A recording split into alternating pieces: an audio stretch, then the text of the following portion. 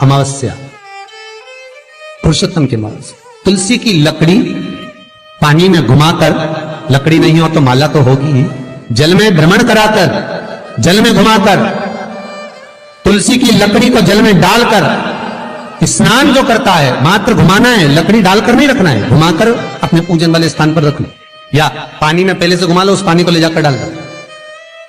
अमावस्या स्नान जो जीव करता है, शिव महापुराण की कथा कहती है, जितनी वर्ष में सोमती पड़ती है, सोमती अमावस्याएं पड़ती हैं, शनिचरी अमावस्याएं पड़ती हैं, सारी अमावस्या का पुण्य उस जीव के खाते में चला जाता है। तो 108 अक्षत के दाने हाथ में हो और आपकी कामना कर कर जिस कार्य के लिए आपने बाबा को आज स्पर्श किया है, हाथ में लेकर जहां आपने चंदन लगाया है, उसी जगह पर हथेली से बाबा को चंदन वाले स्थान पर उस 108 चावल के दाने को रख देना चाहिए, छोड़ देना चाहिए, या लगा देना। 108 केवल टूटी हुई सामग्री का प्रयोग 2 चीजों में मान्य है। कौन कौन सी? अगर एक तुलसी का पत्ता, एक तुलसी का पत्ता अगर प्रसाद के रूप में कहीं से मिला है, उस पत्ते के छोटे छोटे टुकड़े कर कर भी आप अपने घर के लोगों को दोगे तो वो तुलसी का पूर्ण पत्र माना जाता है।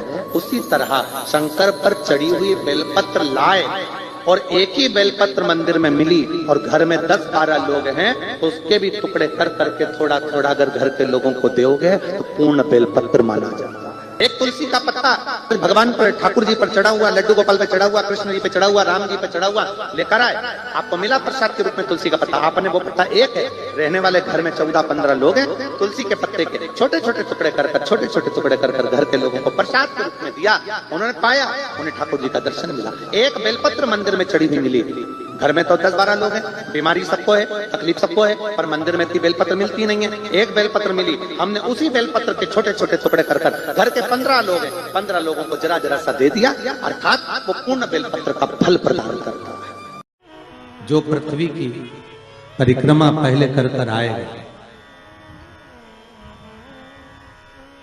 वो प्रथम गिनती में पूजा जाएगा, प्रथम भाग उसको पूज्य करते हैं।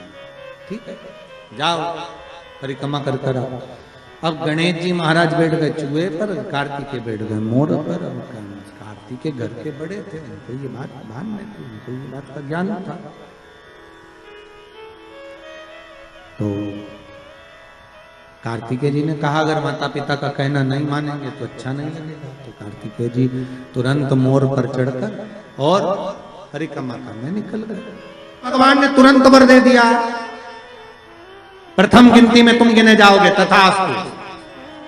पार्वती जी को तो मालूम ही नहीं पड़ा कि कब वर दे दिया, नहीं तो पार्वती जी तो खड़ी हो जाती। अब आ गए कार्तिक, कार्तिक ने आकर कहा दंडवत करता हूं पिताजी, प्रणाम, हम तुम्हें देवताओं की सेना के सेनापति बनाते हैं। कार्तिकेय की आंख से अश्रु बहे। देवताओं की सेना के सेनापति? क्या मैं प्रथम गिनती में नहीं आऊंगा? नहीं। क्यों? गणेश जी ने प्रथम गिनती में आ गए, गणेश जी ने परिक्रमा कर ली। किसकी करी? हमारी। पिताजी आपने कहा था पृथ्वी की परिक्रमा कर कर जो आएगा प्रथम गिनती में गिना जाएगा, तो पहली परिक्रमा पृथ्वी की तुमने करी, फिर गणेश ने नहीं। पार्वती जी उड़ गई। क्या बात है कार्तिकेय? कार्तिकेय ने कहा मां, पिताजी ने गलत निर्णय दे दिया। क्या गलत निर्णय दिया? गणेश जी को प्रथम गिनती में दे दिया और मैं परिक्रमा कर कर आया, सारी बात मालूम पड़ गई कि गणेश जी ने चूहे पर बैठकर शंकर पार्वती की परिक्रमा करी, ये हुआ वो हुआ, सब मालूम पड़ गया। पार्वती मैया की आंख में से आंसू बहने लगा।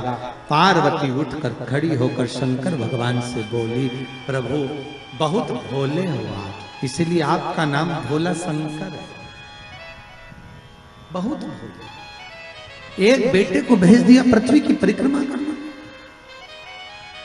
और दूसरे बेटे ने आपकी परिक्रमा करी और आपने उसे वर प्रदान कर दिया। इतने भोले। पिता की दृष्टि में कभी बच्चों के प्रति भेद न करना, कभी मत कहना माँ से निवेदन है कि मेरा बड़ा बेटा अच्छा कि छोटा अच्छा, मंजला अच्छा कि संजला अच्छा, कभी मत कहना। क्यों? क्योंकि गेंद कभी भी किसी भी पाले में जा सकती है और किसी भी बहू से पाला पड़ सकता है। आप कभी मत कहो, आपके 4-5 बच्चे हैं, आप हमेशा अच्छा बोलो मेरे बच्चे सब बढ़िया, बड़ा बेटा बहुत बढ़िया, बड़ी बहू बहुत बढ़िया, छोटी बहू बहुत बढ़िया, उससे छोटी बहुत बढ़िया, उससे छोटी बहुत बढ़िया। क्यों? अपने को करना क्या, जिस बहू के यहाँ जाओ रबड़ी खाओ वापिस आ जाओ, अपन बुरा वाला करना।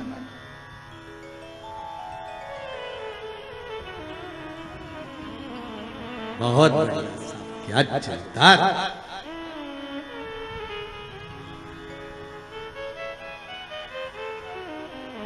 बहुत जोरदार सा, बहुत। मेरी बड़ी बहू बहुत बढ़िया, क्या जोरदार कपड़े सिलती है, क्या जोरदार दाल बगाड़ती है। छोटी बहुत बढ़िया बच्चों को पढ़ाती है, इतनी बढ़िया पढ़ाने में, सब बच्चों को लेके बैठ जाती, पढ़ा लेती है। उससे छोटी क्या मांडना मांडती, क्या कपड़े सिलती। उससे छोटी वो भी बहुत जोरदार भोजन पकवान बनाती। जब माँ तारीफ करे तो उसके लिए सब बराबर। जी ने कहा ये आपने श्रेष्ठ नहीं किया। पार्वती जी बोली मुझे अच्छा नहीं लगा आपने निर्णय जो दिया। क्या चाहती हो पार्वती? पार्वती जी कहती हैं आज मुझे एक वर देना पड़ेगा। बोलिए क्या वर चाहिए? भोलेनाथ मुझे वर ये चाहिए कि आज के बाद आपकी कोई परिक्रमा ही ना हो।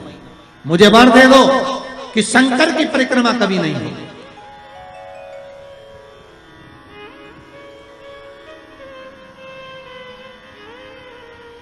शिव की परिक्रमा का विधान नहीं होगा। शंकर भगवान ने पार्वती को तथास्तु कह दिया। आज के बाद शंकर के मंदिर में शिवलिंग की कोई परिक्रमा नहीं करेगा। कभी आपने करते हुए देखा किसी को? नहीं। शंकर की परिक्रमा होगी तो आधी यहां से चालू होगी, वहां तक जाओगे फिर वापस आओगे। यहां तक शिव महापुराण की कथा कहती है कि शंकर की आरती के बाद जो परिक्रमा भी होती है ना, वो भी पूरी नहीं करना चाहिए, आदि कर वापस हो जाना चाहिए। शिव की आरती के बाद कई लोग शंकर जी की आरती उतारने के बाद जब परिक्रमा करते हैं ना, आरती की थाली लेकर चारों तरफ घूमते हैं, उसको भी आधा घूमो और आधे में वापिस। शिव परिक्रमा का वर दीजिए। आप वर प्रदान करो, हमें वर दे दीजिए। पार्वती मैं तुझे वर देता हूं कि शिव की परिक्रमा कोई नहीं करे, और अगर शंकर की परिक्रमा कोई भूल से भी करेगा तो उसको दोष लगेगा, उसका पुण्य छिन्न होगा। इसलिए शंकर की परिक्रमा लोग नहीं करते, क्योंकि उनने जो दान करा, पुण्य करा, सत्कर्म करा, भजन करा, कीर्तन करा, उसका पुण्य धीरे धीरे धीरे धीरे समाप्त होते चले जाता है, उस पुण्य की छिन्नता होती है।